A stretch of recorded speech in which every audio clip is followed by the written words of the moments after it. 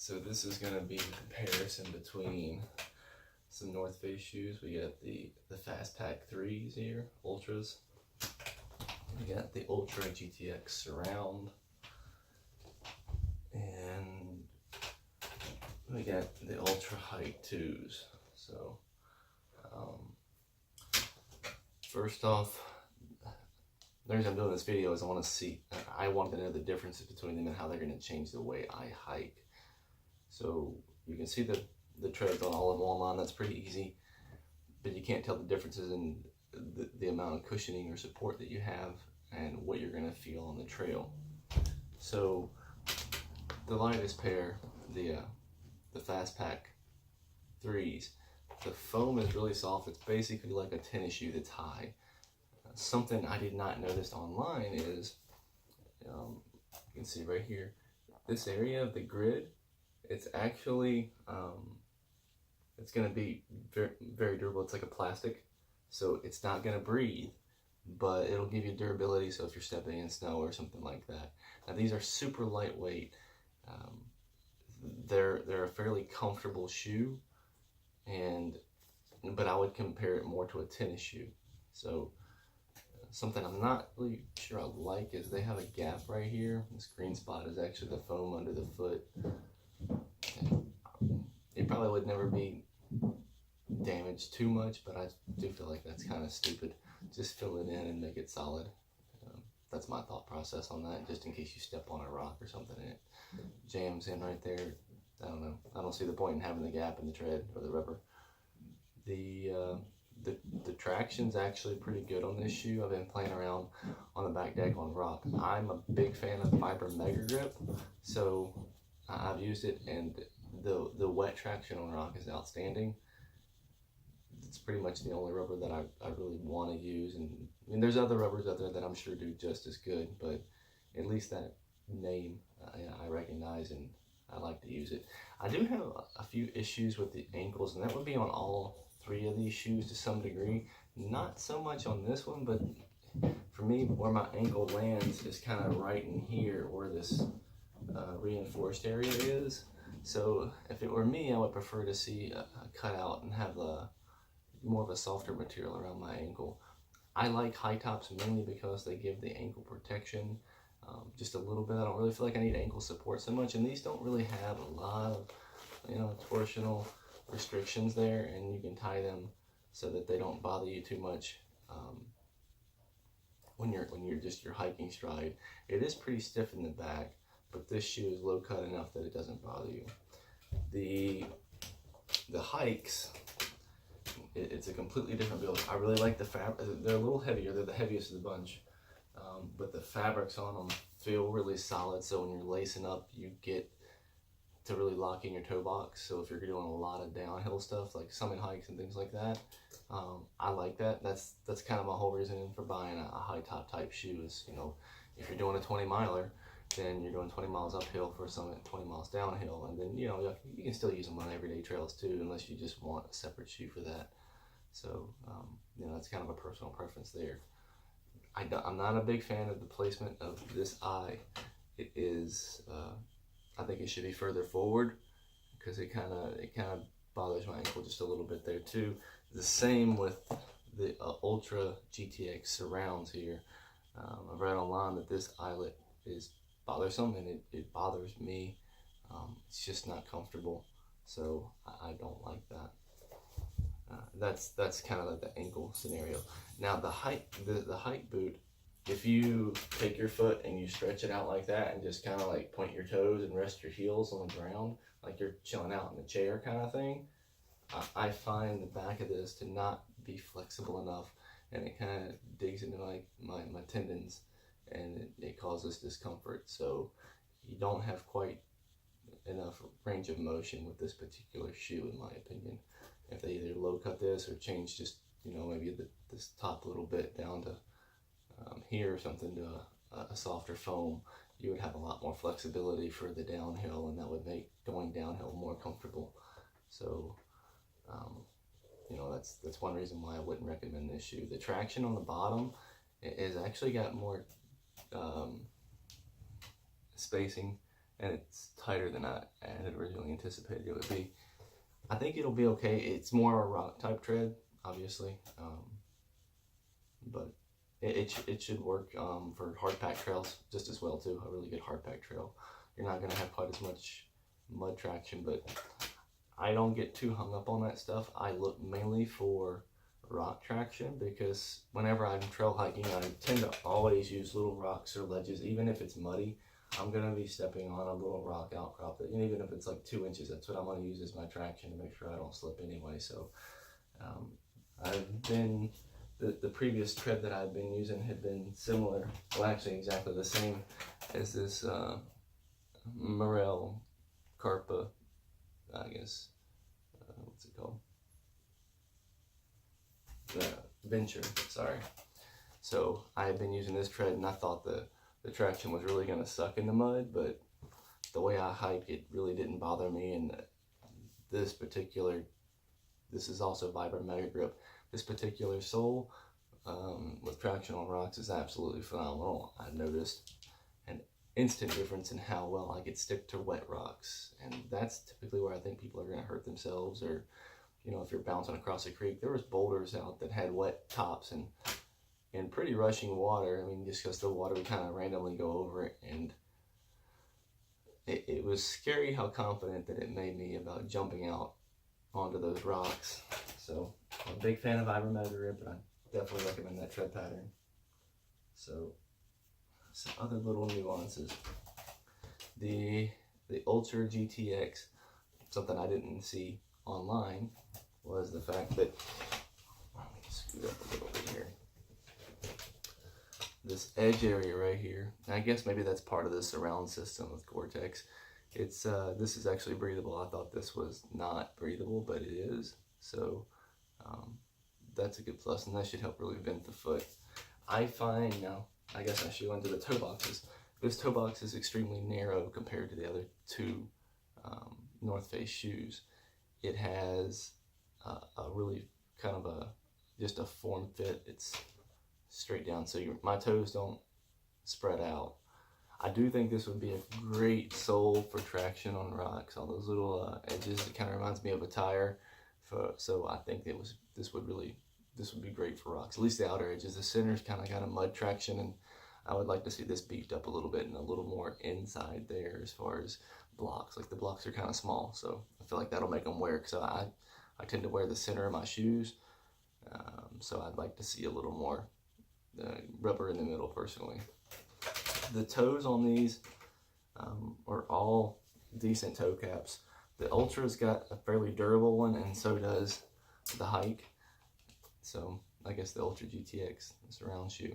These two are nice if you wanted to kick in a little bit of snow and stuff like that, soft snow. You could, you know, do a summit hike with those. Shouldn't have any problems. It's not, you know, obviously these aren't shoes you would want to be using all the time for that. But, you know, if you're out doing an ultralight, you know, long hike and you want to summit, you should be able to get by. And the same with this one. It's actually a pretty good design. I do like on the Ultra Fastpack 3 that they have just a little bit of extra rubber, and it comes up about where I normally wear through on my shoes. So that should increase the durability there. So I do kind of favor this shoe a little bit. I do like just the overall design, how light it is. The only thing I'm not a big fan of is just how they've put these supports around the ankles, and it just makes it, I don't know, it takes away from it. And I'll show you what I'm talking about. So this is the La Sportiva, I believe it's the Blade, yeah, the Blade GTX, and it's got this neoprene back here, and that's what Morel used to have on their Carpa, like a kind of a neoprene around the edges to help seal it off. One, it does help seal off the shoe, but two, they've got it cut out, and this makes for a great downhill shoe because it can bend out every time you downstep, and it's awesome. I love that so much. The only thing I don't really like about this shoe is the lacing system, and I don't think it works as well as it should, just because maybe it needs one more lace, or the strings just tend to go right through it, so you can't isolate. I prefer to leave my toe box really open so my feet can spread like in a running shoe. And I find that that makes for extremely comfortable long distance hikes for me. The hard part is to figure out or get a shoe. It basically has to fit you perfectly. If your toes are going to be able to spread, and then I use my heel or my, I guess above my ankle there to lock my foot in place so my toes don't slide and toe jam. I am a 10.5, and with all of the North Face products, my toes, the fit of the shoe as far as length goes was pretty spot on. Most of the other brands I've had to upsize to 11, and some of them I could probably go a little higher than 11. And that sometimes makes it a little weird because, like with the Morels, but previously with the Morels, I was able to wear a 10.5 and it fit just right. Now it seems like they've kind of half-sized it a little bit or something weird's happened, and the 10.5 seems smaller and the 11 seems a little too big. Now it could be the particular set of shoes that I bought, the machine that it was made on. Who knows? I mean, maybe you get a 10.5 and it fits exactly the way a 10.5 should. But and you'll find variances like that within any brand, I think. So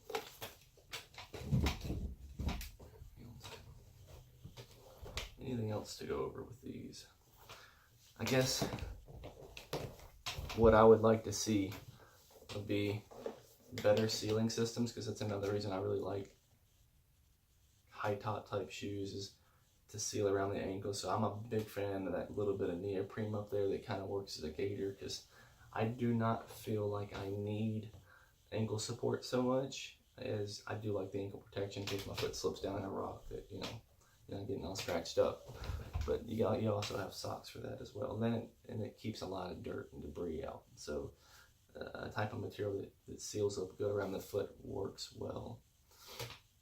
Oh, the bottoms of the shoes.